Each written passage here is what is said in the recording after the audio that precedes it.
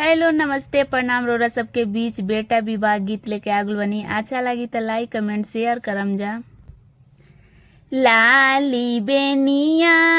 पियर बेनिया रतना जोड़ावल बेनिया आगे माई करवट फेरत बेनिया टूटी गईले सासूद बासलवली आगे माई करवट फेरत बेनिया टूटी गईले सासूद बासलवली लाली बेनिया पियर बेनिया रतन जोड़ावल बेनिया आरे माई करवट फेरत बेनिया टूटी गईले सासूद बासलवली आरे माई करवट फेरत बेनिया टूटी गईले सासूद बासलवली के करा के ने नौआ भेजबो के करा के ने बरिया भेजबो आरे माई के करा के ने भेजबो बियोगी चिठिया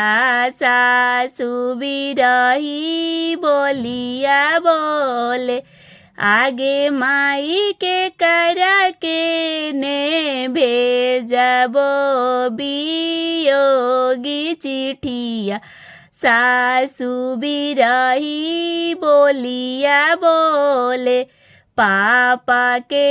ने नौआ भेजबो चाचा के ने बरिया भेजबो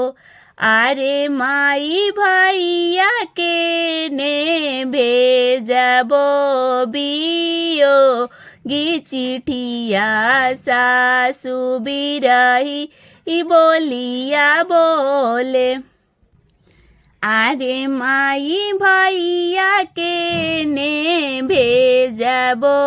बियोगी चिठिया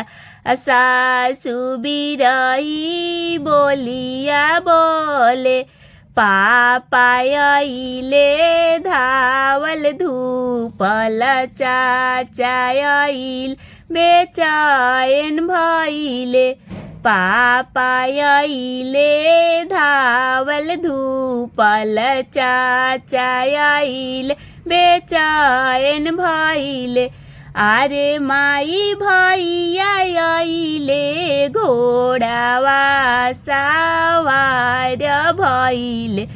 सासु से जवाब मंगले आरे माई भैया अइले घोड़ावा सवार भइले सासु से जवाब मंगले हथिया चास दिहनी घोड़ावा पाचास दिहनी आरे सासु नवला खरुपिया नगद दिहनी काहे बिरही बोलिया बोले हथिया चास दिहनी घोड़ावा पाचास दिहनी आरे सासु नवला खरुपिया नगद दिहनी काहे बिरही बोलिया बोले आरे सासु नवला खरुपिया नगद दिहनी काहे बिरही बोलिया बोलेलु हाथिया से घोड़ावा दिहल रुपया 9 लाख दिहल हाथिया से घोड़ावा दिहल रुपया 9 लाख दिहल आरे बाबू सोनावे के चूल्हिया भलू दिहले रही तउज कुनावा लागी ओरहनावा देबो आरे बाबू सोनावे के चूल्हिया बलू दिहले रही तउज कुनावा लागी ओरहनावा देबो लाली बेनिया पियर बेनिया रतन जोड़ावल बेनिया लाली बेनिया पियर बेनिया रतन जोड़ावल बेनिया आरे माई करवट फेरत बेनिया टूटी गईले सासू दबासलवली।